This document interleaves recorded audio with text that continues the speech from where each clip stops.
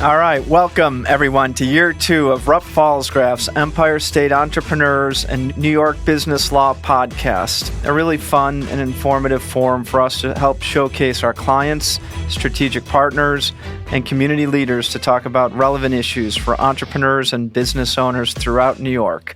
As you know, my name is David Falsgraff, and I'm really blessed to be the host of this podcast, which is well into its second season now somehow, and also fortunate to be the managing partner at a local law firm known as Rupp Falsgraff. We're headquartered down in the Liberty Building right near this neat studio that we're in, thanks to our friends Mike and Eric at Incept. We always appreciate their willingness to allow us to host these fun podcasts in such a great venue. So with that, today, really excited to welcome a good friend and great entrepreneur in her own right and business and community leader, Tricia Barrett. Tricia is the Chief Executive Officer at Crowley Webb in Praxis, and she's involved in a ton of professional and community organizations. In fact, as many of you know, probably from reading our own Business First, she was recently ranked as high as number 62 in this year's Power 200 list. So I know I'm sitting with someone of some stature in our community. And Trish, welcome to the show. Really appreciate your time. Thanks so much. Excited to be here. Excited to see you. Trish and I go way back, and that we'll wait on those stories for a later date, or at least later in this podcast. But before getting to our connection, which is a lifelong connection, one that I value a ton, I wanted to have Trish talk a little bit about sort of her upbringing and her Western New York roots and, education and perhaps then what led you away from Buffalo before coming back. So if you could help our listeners better understand, Tricia, sort of your roots and your early stages of your life and upbringing and education, that'd be great. Sure, happy to. So born and raised here in Buffalo, New York, youngest in a family of 3, brother, sister, mom, dad, and grew up in Williamsville, but had the pleasure of going to Elmwood Franklin School for 10 years. So formed some city roots with wonderful people at Elmwood Franklin and had just an incredible experience there. My aunt was also an educator and administrator there, so deep ties. That's right, I forgot about that. To bring it full circle, my sister-in-law teaches there now. My nephews go there, so long live the Eagles of Elmwood Franklin 100%. School. So ended up started my high school career at Buffalo Seminary and ended up, though, finishing at Williamsville South High School, go Billies, and had a great time at South. It was like the high school experience you see in the movies. State championships for football. We had pep rallies. The day I actually visited the school, there was a food fight in the cafeteria. It was my dreams coming true, I think. So I had a great experience there. And then school took me to Cleveland, Ohio. I went to John Carroll University in Cleveland. And I wanted to be just far enough away from home that I could get back easily, but that my parents wouldn't show up on a weekend or something like that, because we actually did that to my brother once when he was at Cortland. So I loved John Carroll, had an incredible experience there. Such a great school. Studied communications. I tried my hand per my father's wishes in the business school, and when I got to accounting and statistics and econ, I thought, no way. The communications classes came really easy to me, and it didn't feel like work. It felt like a whole lot of fun. In hindsight now, as a business leader, I wish I had taken more of those business classes. That makes 2 of us. And taken it a little more seriously, but had an incredible 4 years at John Carroll and actually was afforded the opportunity to do a semester at sea. Always been a lover of the water. Our family has a home up in Canada on the water, and we grew up sailing. And so I knew that I wanted to do something as a study abroad. I just didn't know what. That's a pretty unique one. Tell me what it was like to be spending a semester literally at sea. Was it a big boat, a small boat? Was it claustrophobic? Was it... All of the above. 134-foot sailboat down in the Caribbean. Incredible. So I have an oceanography minor, which stood out on a resume as a little bit unique. But the claustrophobia came by way of the bunk, which was 6 feet by 2.5 feet, and you and all your belongings had to stay there. Wow. but 2.5 months and only 6 hours of engine time that we experienced. So otherwise under sail, which was that's amazing, pretty cool, and honestly taught me a ton about myself, taught me a ton about independence, and taught me a ton about the fact that I could achieve and do anything I wanted to do, because it was such an unusual and unique experience. I remember coming home and calling my dad and letting him know I was going to continue doing oceanographic research down in the Galapagos Islands. And he said, no, you're going to go get an internship in advertising or marketing, whatever your degree is, and you're going to pursue your career. And that dream, right, became a thing in the past as you forged ahead with your career. And before we talk about the beginning stages of your career, anyone you still keep in touch with from that abroad experience, or how many people were on the boat, and how many did you love, and how many people did you want to jump overboard because of? Yeah, so there were 50 people total, and more than I thought. There were 50 people total that went out on 2 boats. So we had 25 on each boat and then 10 crew. And it was pre-Facebook and pre-cell phones, so not a ton of keeping in touch, though some of us found each other on social media later in life and have kept in touch. I still remember, though, one girl I just feel horrible for. She was seasick the entire time, had never been on a boat. And 2.5 months of seasickness. Well, when we stopped for the very first time to replenish our provisions, she flew home. So not quite 2.5 months. Didn't 2.5 weeks. Didn't quite make it. Oh, my gosh. Well, what a great experience. And I think, it's those sort of outside the classroom experience that I think can have a profound impact on sort of mindset and your desire to, your curiosity into learning more about not just school or through school, but sort of what life really looks like or how it works. And by going abroad or by traveling, which I know is a passion of yours as well, it just, for me at least, it just opens up my eyes that there's a bigger world out there than what I experience most of the time here in Buffalo. So, applaud you for doing something pretty bold in college by being on a boat for 2.5 months. So, after the pep talk from your dad, who I love, by the way, always been one of my faves, but you agree with him, or you sort of reluctantly agree with him to kickstart your career as opposed to continuing in education? Yeah, so I was in Cleveland. I stayed in Cleveland after college, and same roommates, moved into a house together. We moved to the west side of Cleveland instead of Shaker Heights, in Cleveland Heights, where John Carroll was. And we all started our careers, and I chose advertising because it looked cool in the movies. And it's pretty ridiculous to say that, but I think it was Mel Gibson and Helen Hunt and What Women Want that really did it for me. So chose advertising, didn't realize that there was this whole business side to advertising. I thought you had to be a copywriter or an art director, some sort of designer in order to make it in advertising. And when I learned that there was this business side, client service, project management, relationship management, again, it was all of the stuff that just seemed to come easy to me. And they say that work shouldn't be hard. It should be something that you enjoy and something that's easy and something that you look forward to. So it was through a Buffalo connection, go figure, that I found myself at the Wolf Group in Cleveland. And Wolf, what was appealing about Wolf is that they also had a Buffalo office, Rochester, Atlanta, Toronto, New York City. And so I knew that I could maybe travel within the network if I wanted to try and make my way closer to home eventually, which was always a goal of mine to come back to Buffalo. I just didn't know when it would happen. And I also really at the time believed in loyalty and wanted to be loyal to the company. And if they were going to give me a shot and give me my first start, then I should be giving back to them. I think nowadays you see a little bit more job hopping and it's a little bit more acceptable and expected. For me, longevity at a place and having a career was going to be really important.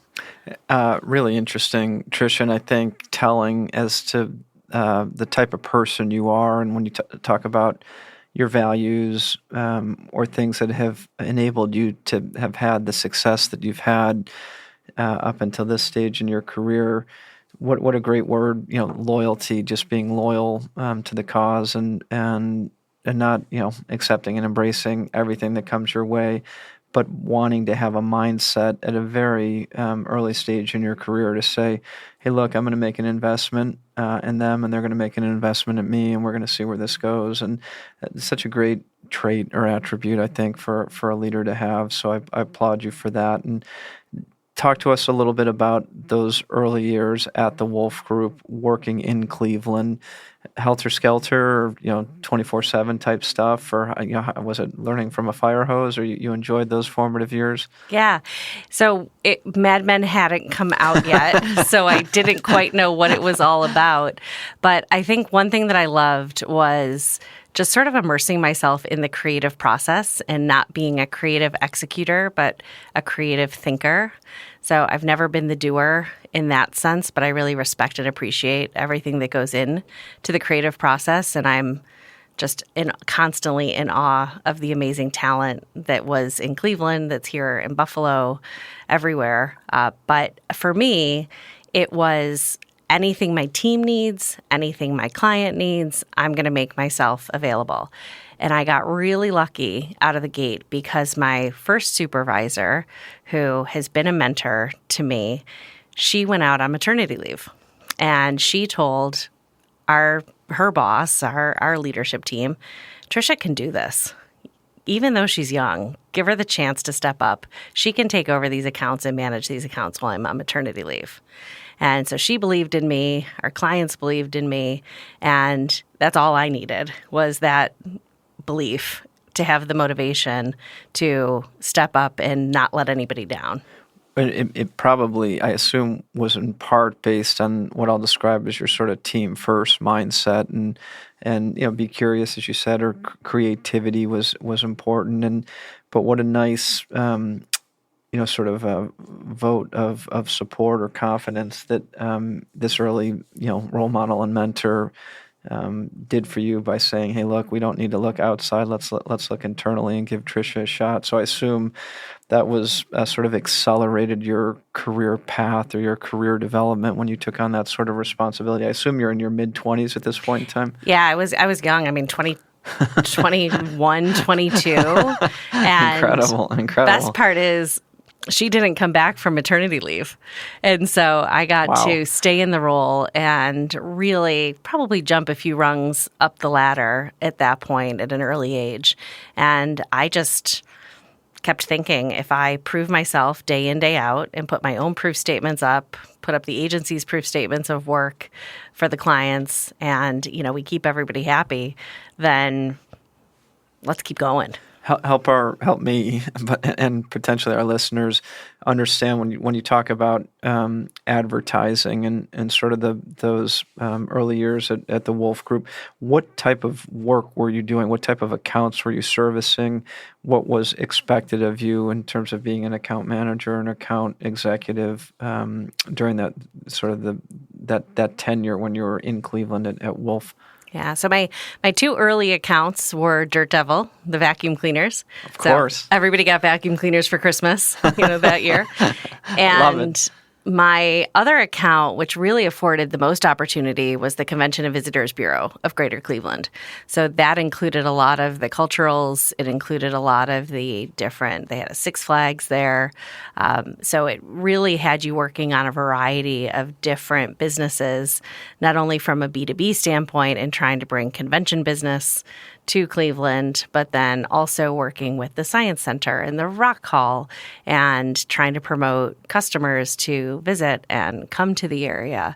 And so it was a great opportunity to learn a lot about the nonprofit versus for-profit space as well, and really sink my teeth into lots of different kinds of campaigns, big business like Dirt Devil, retail versus travel and tourism, something totally different. And you got the sense at that time, if you can think back, that was a career path that you thought would be meaningful to you, or where you could make contributions and add value. You were sort of, intrigued or excited about the type of work you were doing at that time? ad agencies are super fun.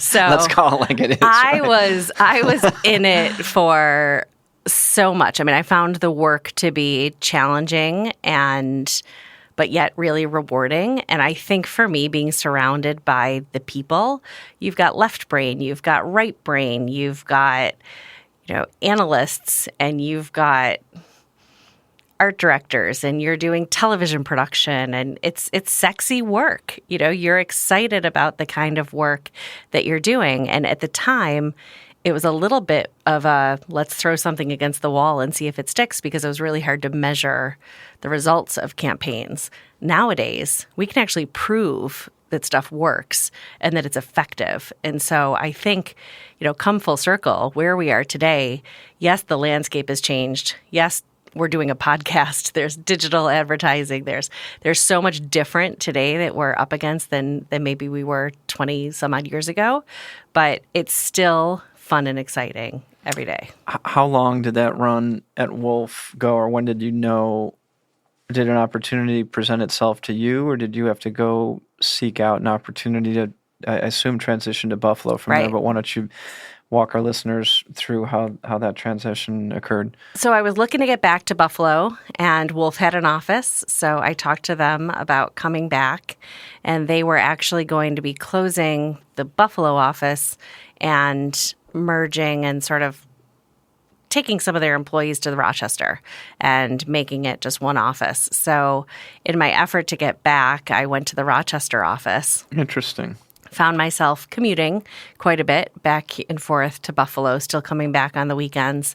But that was another critical step for me because I didn't know anybody in Rochester. I immersed myself in the work and had the opportunity to work on amazing clients like St. John Fisher, now University, Go Bills, and Wegmans food markets, which I fell in love with the Wegmans brand long before as a Buffalonian, but being able to work on the Wegmans brand was truly a gift like no other, and learn about just the values and leadership in a company like that.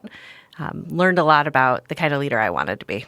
How fortunate, I talk a lot with my guests on this podcast about turning challenges into opportunities, and there's no straight line path for any entrepreneur or business owner. And as I think about your career, Tricia, it's interesting that my gut tells me that maybe there was some disappointment or trepidation when Wolf said that, okay, we'll transition you, but it can't be to Buffalo because we're going to consolidate those offices in Rochester, and maybe just a tinge of, I wish I could be in Buffalo with my family or with my friends.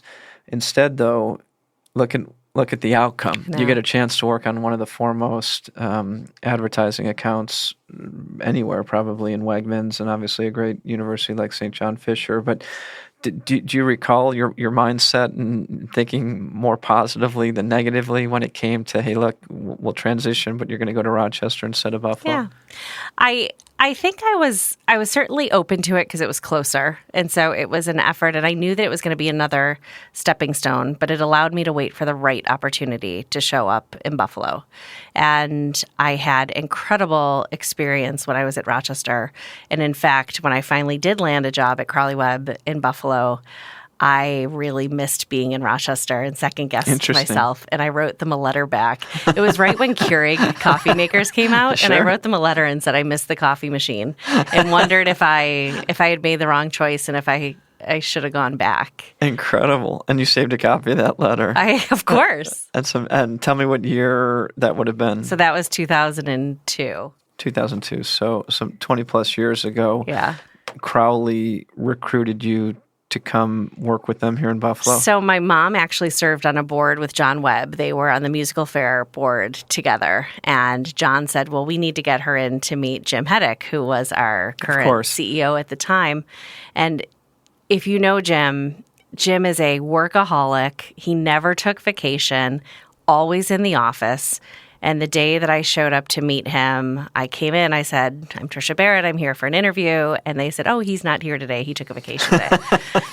So I stayed in Rochester and thought, well, that's a sign. And then in 2003, I tried again and came in and met Jim, and it was a Friday afternoon I'll never forget.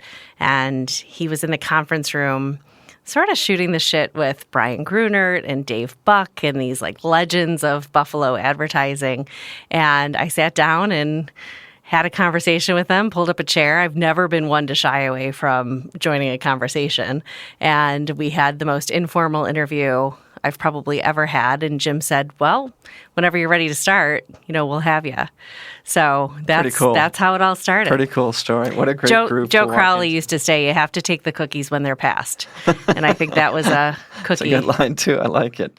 So 2003, you officially start with Crowley. Correct. Move back to Buffalo. And tell me what role you played, say, from the next 10-year span at Crowley. How did your career develop there? So this is a super interesting one because I came in account management, client service, how I had been. And the first client I worked on was a company called Praxis Communications. Praxis was a startup out of Nashville, Tennessee, started by 3 people who left a pharmaceutical company recognizing a need to recruit patients to participate in clinical trials. And they found an ad that Crowley Webb had won an award for independent health in a medical marketing magazine and called and asked if we were accepting new clients, which also just doesn't happen. So the answer was yes, and I started working on the Praxis business, and we helped them as the marketing arm recruit patients for clinical research. And in 2006, so fast forward a couple of years, they were as big of an account for us as M&T Bank. So that's amazing. Really significant business. M&T has been a lifelong client for 35 plus years at the agency, which average agency client relationship is about 2.5 years. 35 years. We've been really, speaking of that loyalty, right? Of course. Really lucky. Telling. Well, and M&T is such a incredible brand and so meaningful to this community. So here I am with Praxis and serving as their account person, and the economy tanks in 2008. The owners decide that they don't want to be in business together anymore. They're looking to sell the company, and we decide to take a leap of faith. One of our philosophy points at the agency is sometimes the greatest risk is not taking one at all. And love it. What a great lesson that is. We acquired Praxis. So when we acquired Praxis, which was in 2010, unheard of to have an agency acquire a client. That just usually doesn't happen either. I went to our leadership team and said, I'm looking for my next challenge.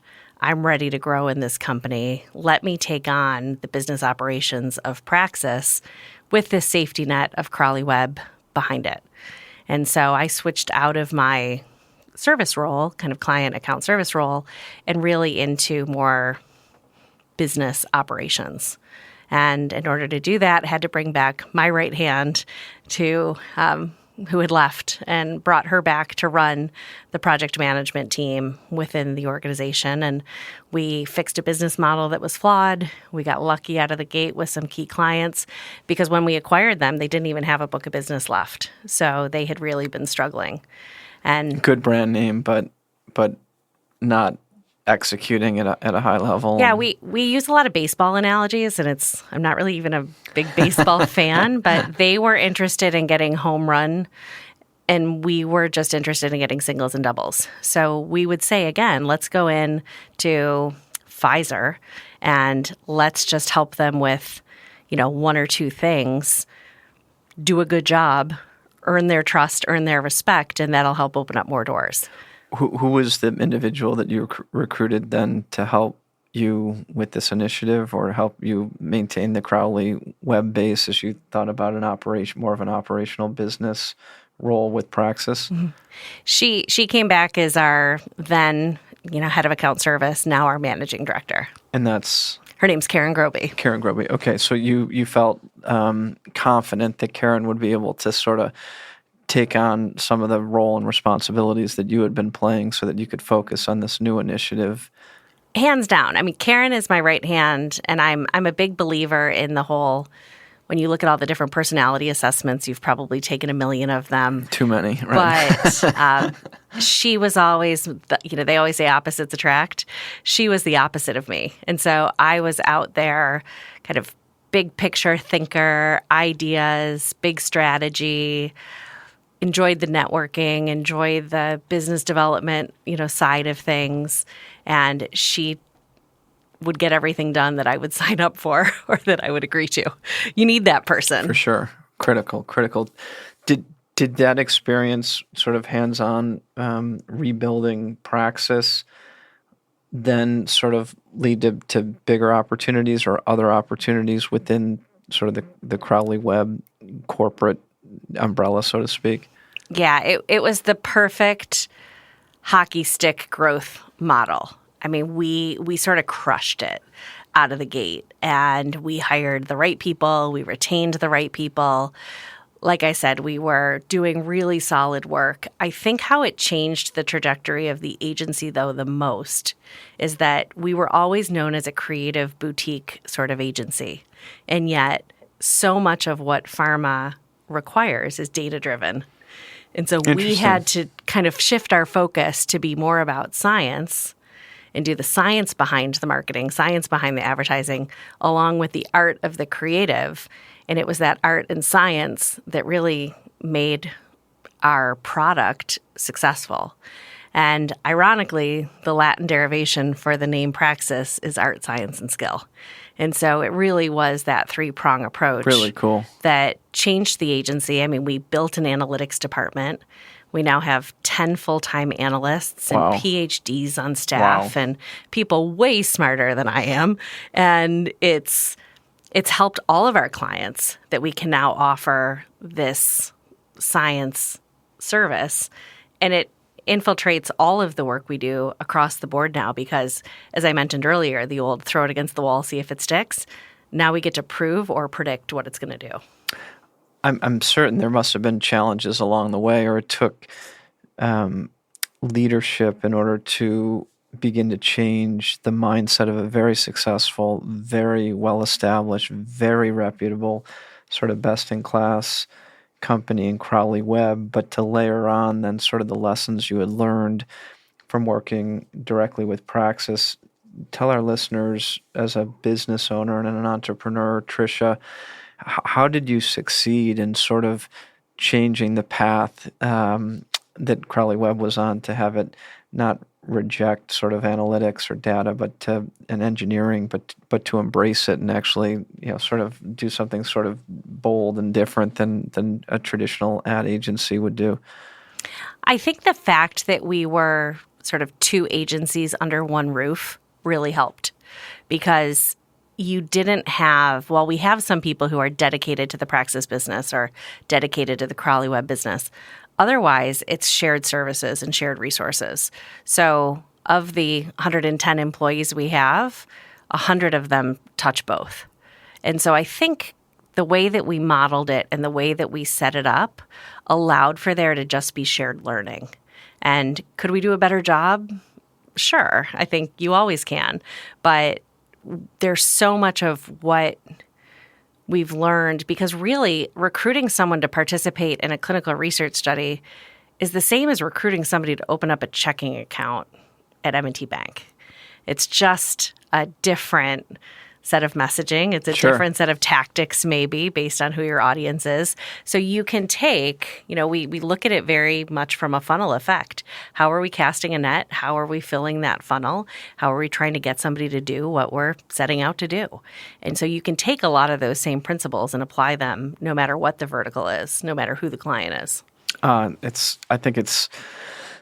a really, really good point that businesses never stop evolving or changing or being able to deliver services to their clients that their client add value to their clients, and that lesson about being open to change as opposed to resistant to change in our industry, Tricia, as you know, AI is transformative and it's really going to disrupt our profession. We think in a very great way. I think other law firms think in a tough way because it could, replace a young associate attorney because the research and writing capabilities of ChatGPT, as an example, are usually pretty perfect and instantly turned around. And so you don't need 2 weeks or 3 weeks of research and writing time. So our mindset is similar to Crowley Webb's in wanting to embrace and not reject the challenges that lie ahead and to use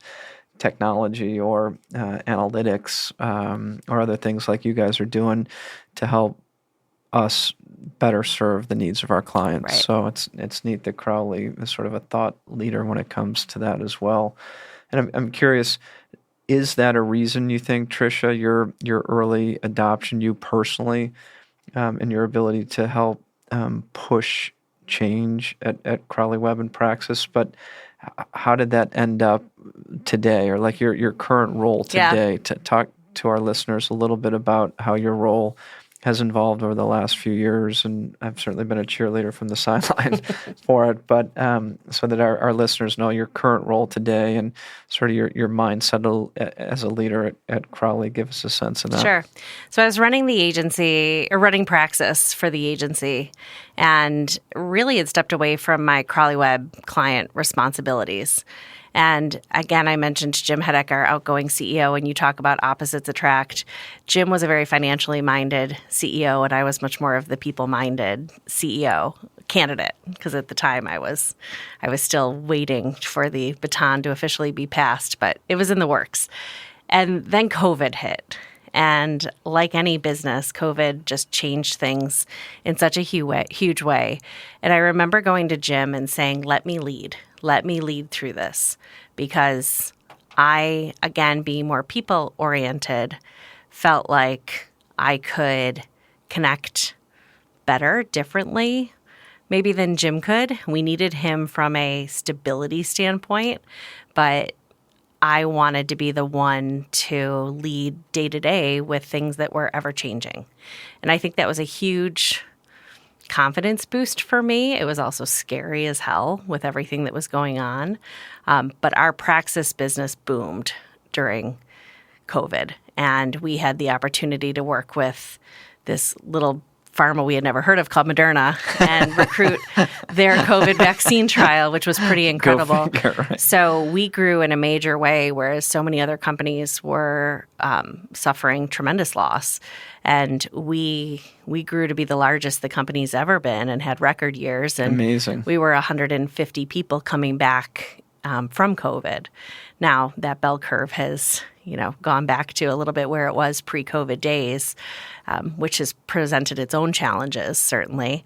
But it was an opportunity for me to step up in a new way and have our employees see, certainly me, in a new light. I'm not going to lie, there's a level of imposter syndrome when you're taking the reins from someone who's been at the organization as long as Jim had been, and certainly such a figurehead in the community and in the organization.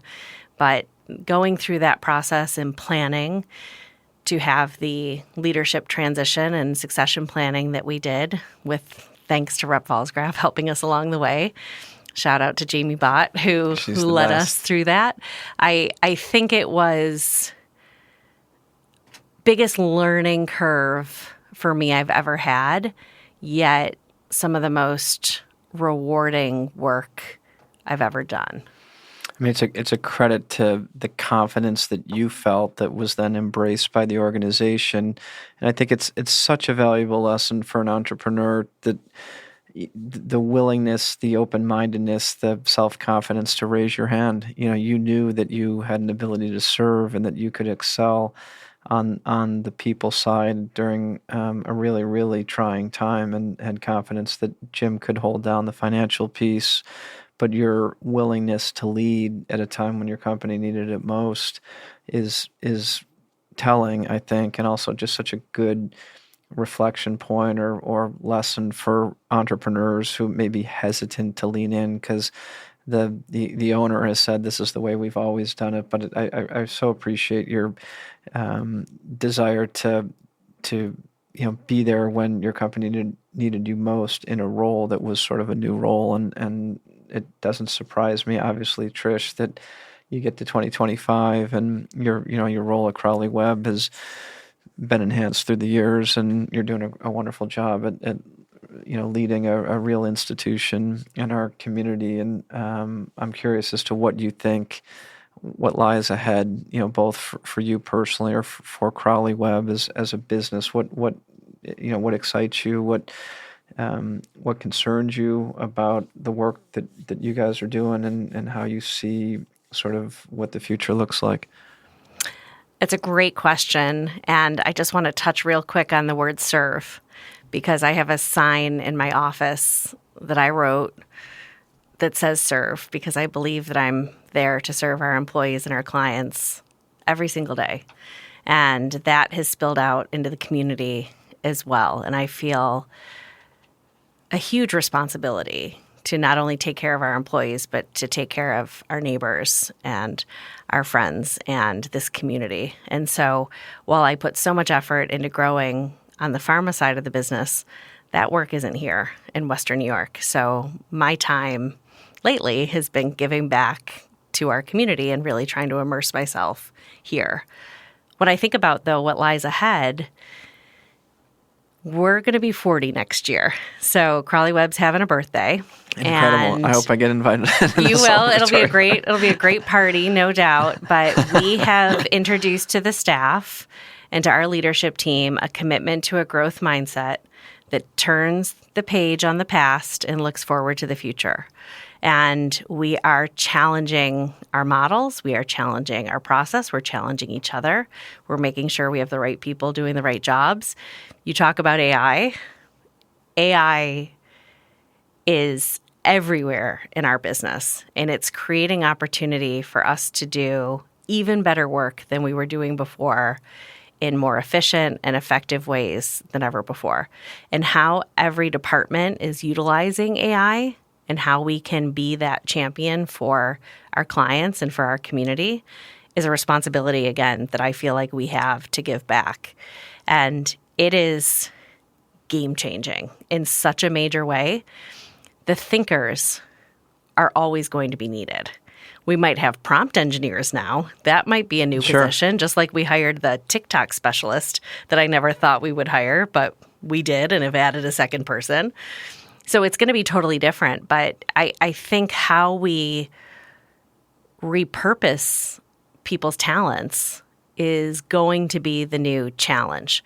Because when you culturally embrace someone, you don't want to say goodbye. And so how do you find that young associate? How do you find that young designer or account person? And how do you try and grow them into a role that might not be the traditional path that they expected? But it was Sheryl Sandberg, I think, who actually said, of the Facebook fame, she had said, your career is no longer a ladder, it's a jungle gym.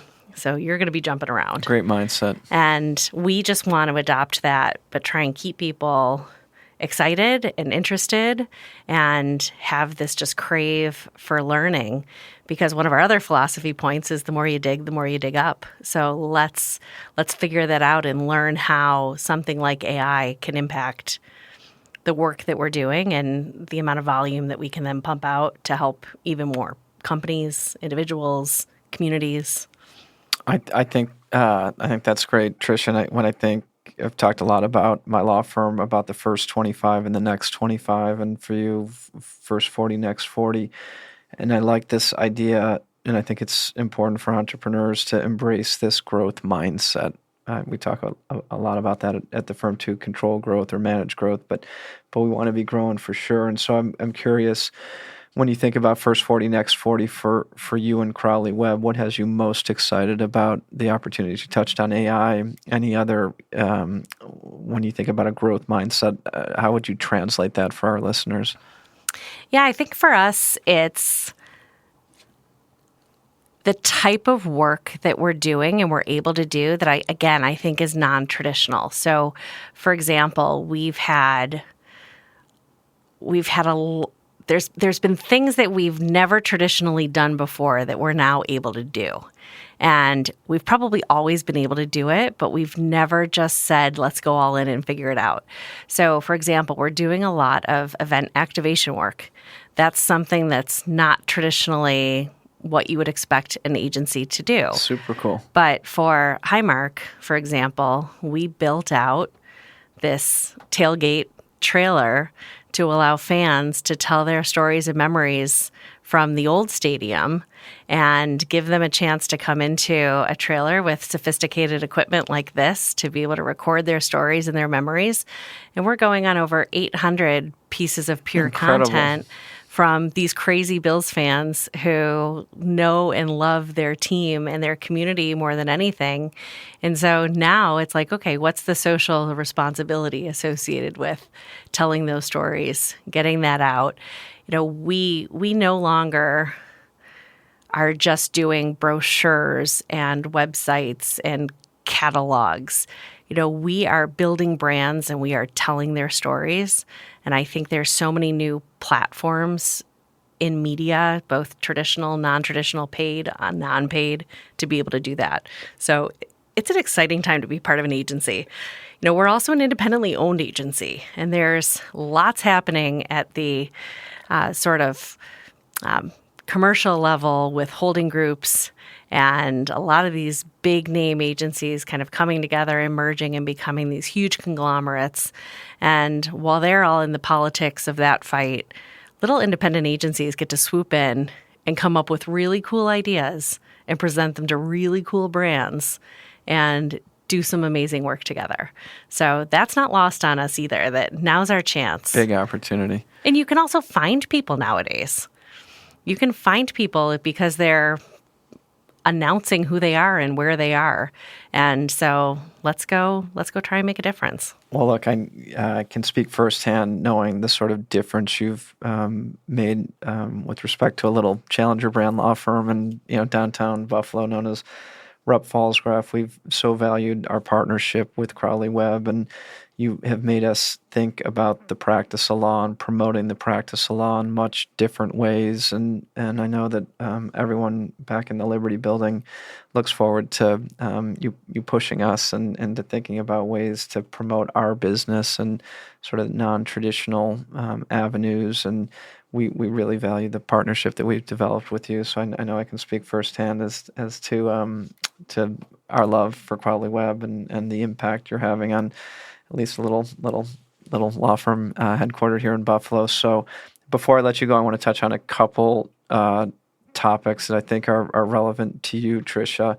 You obviously are 24/7 at Crowley Webb, doing a wonderful job helping to lead that organization. But I know the community is important to you and that you have interests that are outside Crowley. That maybe there's some of those great synergies where there's a combination of personal and professional. But can you give our listeners a sense of other things within the community or other passions that you have that sort of relate to or maybe even transcend or go outside of your day-to-day role at Crowley? Sure. So I think I've tried to take my time outside of work, which doesn't really ever shut off, but those other hours when you're not physically in the office space, and just try to be way more intentional about my time. And so where I serve in the community, I've really gone down a social justice rabbit hole and wanting to make sure that we're doing work to represent equity in our lives, in our careers, in our neighborhoods, in our communities. So that for me has been something that's been really, really important that I didn't know meant so much to me until I really started digging a little bit deeper. So that's caused me to be more intentional about the boards that I serve on. I'm currently with the United Way of Buffalo and Erie County. Great board. Buffalo Prep. Great organization. Buffalo Prep, the Buffalo Niagara Partnership. So really trying to commit to doing the good work that's needed to be done in our own backyards. And then the rest of my time, intentionally, a lot of it's spent with family. So adore my family. I don't have my own children, but I think of my two nephews who are 11 and 13 as my own. So a lot of time in ice rinks. Hockey is I can only imagine. Hockey is really, really important. And then we spend a lot of time on the water together in the summers. Though I've also recently taken up golf. And so that's fun. become a new passion and hobby for me and a great chance to extend the networking out onto the golf course. And I think there's also a lot of opportunities for women, especially, and women leaders and women business owners to get involved and to network the way we always knew the men did out on the course. So that's great. Look forward to those opportunities to continue. That's great. And I know that how you and I probably first met must have been way back in our formative years back at Elmwood Franklin, but it's because of your brother, Trey, who has been a lifelong friend, and I understand he might be celebrating an important birthday today. Yeah, he is. So I hope you have an opportunity to, I know you were with him yesterday up at the beach, which sounds like a perfect way to celebrate a fun birthday. So before I let you go, I know you love to travel. You have a great passion for travel as well. You love your nephews. You're this sort of picking up golf now too. I understand you're one of the best salsa makers in the world, which is something that I love. So I expect the next time we get together, there'll be some salsa involved. But anything else our listeners maybe could learn about you, Tricia, today that we wouldn't otherwise know from normal channels? Well, I think you had asked me to prepare a fun fact or something that people may not know, and I will leave you with this, that if I have to ever play two truths and a lie, one of my truths is that I went fly fishing with President Carter at his home down in Plains, Georgia. Would have never have guessed that. Right? I mean, what a great truth. Right? That's an awesome one, and a great, I think, way to end this podcast with our listeners wondering how in the world did Tricia get to go fly fishing with President Carter. So we'll save that for episode 2 with Crowley Webb and Tricia Barrett. But for now, I'll respect your valuable time and let you take off. So I can't begin to thank you enough for your time today, for educating our listeners a ton about you, your background, and about Crowley Webb, your incredible company, and really value our time together. So thank you again. Me too. It's been a blast. Thanks.